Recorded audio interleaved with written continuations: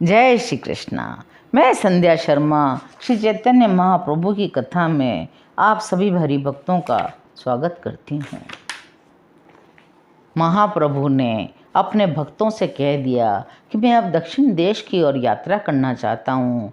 मैं अपने बड़े भाई विश्वरूप के बारे में कुछ खोज खबर लेना चाहता हूँ और अकेला ही यात्रा करना चाहता हूँ, किसी अन्य को साथ नहीं ले जाना चाहता। तब कृष्णदास नामक भक्त को साथ ले जाने का अनुग्रह नित्यानंद जी महाराज ने कर ही दिया और फिर सार्वभौम भट्टाचार्य जी से इस बात की चर्चा करने के लिए कि दक्षिण यात्रा का निश्चय जो मैंने किया है इसको कैसे पूरा किया जा सकेगा, ये बात करने के लिए वे सार्वभौम भट्टाचार्य जी के घर पहुँचे। भक्तों के सहित प्रभु को देखकर भट्टाचार्य जी ने उनकी धूप दीप नैवेद्य आदि से पूजा की, सबको यथायोग्य आसन दिया। प्रभु ने कहा, मेरे ये धर्म बंधु मुझे शांतिपुर से यहाँ तक ले आए, इन्हीं की कृपा से मुझे पुरुषोत्तम भगवान के दर्शन हुए। तीर्थों का फल कहीं कालांतर में मिलता है, मुझे तो जगन्नाथ जी के दर्शनों का फल दर्शन करते ही प्राप्त हो गया। आप जैसे महानुभावों से प्रेम होना ही तीर्थों का फल है। मैं भगवान पुरुषोत्तम के दर्शनों का ही ये महाफल समझता हूँ कि आपसे साक्षात्कार हुआ। मेरा इतना समय खूब आनंदपूर्वक व्यतीत हुआ।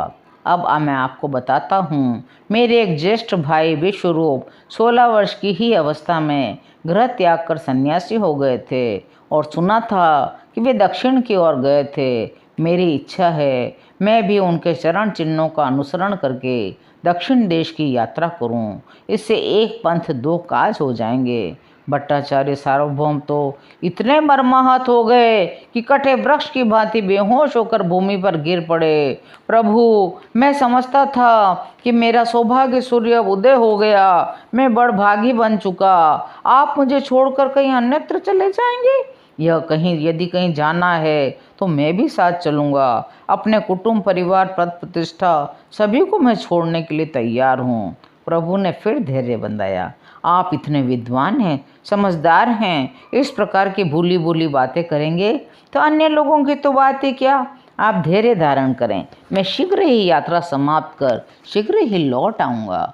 प्रभु, आपके लौटने तक क्या हो किसे पता। यह जीवन तो क्षणभंगुर है। आप मुझे निराश्रित छोड़कर अकेले न जाइए। ये भक्त मेरी अनुपस्थिति में यहीं रहेंगे। आप सब मिलकर कृष्ण कीर्तन करते रहिए, मैं शीघ्र ही लौट आऊँगा। अब प्रसन्न होकर मुझे अनुमति प्रदान कीजिए। शोक के स्वर में भट्टाचार्य ने कहा, आप स्वतंत्र ईश्वर हैं, आपकी इच्छा के विरुद्ध बर्ताव करने की शक्ति ही किसमें है। आप कुछ काल तक यहाँ और रहिए, मेरी सेवा स्वीकार कीजिए, फिर आप दक्षिण देशों के तीर्थों की यात्रा अवश्य करिए।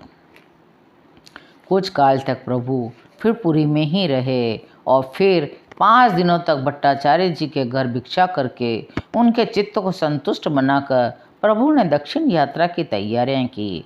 प्रातःकाल प्रभु उठकर नित्य कर्म से निवृत्त हुए। 2-4 प्रधान शिष्यों सहित सार्वभौम भट्टाचार्य प्रभु के स्थान पर आ पहुँचे। सभी ने श्रद्धापूर्वक भगवान जगन्नाथ जी के दर्शन किए और भट्टाचार्य जी रोने लगे, कहने लगे, प्रभु, आप दक्षिण की ओर तो जा ही रहे हैं। रास्ते में गोदावरी के तट पर विद्यानगर नाम की एक बड़ी राजधानी पड़ेगी। वहाँ के राज्य शासन यहीं के राजा रामानंद राय करते हैं। वे जाति के तो कायस्थ हैं किंतु हैं बड़े भगवत भक्त। उनकी वैष्णवता श्लाघनीय ही नहीं, साधारण लोगों के लिए भी अनुकरणीय है। उन्हें आप दर्शन देकर अवश्य कृतार्थ कीजिएगा।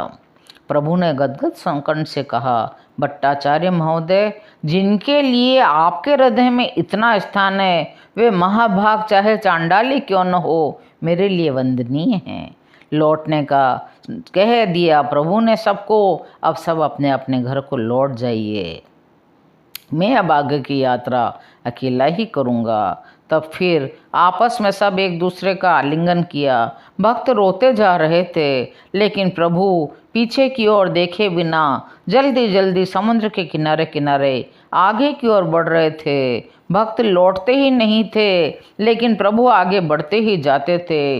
प्रभु अलालनाथ पहुंच गए। अलालनाथ पहुंचने पर प्रभु के दर्शनों के लिए बहुत से लोग आ गए। इतने में ही गोपीनाथाचार्य जी ने प्रभु के लिए 4 कौपीन, एक काशाय रंग का बहिर्वास ओढ़ने का वस्त्र और भगवान का महाप्रसाद लेकर अलालनाथ में आ पहुँचे। अन्य भक्तों ने प्रभु को प्रसाद का अन्न भोजन कराया। प्रभु ने बड़ी ही स्नेह के साथ लाए हुए महाप्रसाद का भोजन किया। प्रातःकाल नित्य कर्म से निवृत्त होकर प्रभु ने आगे चलने का निश्चय किया।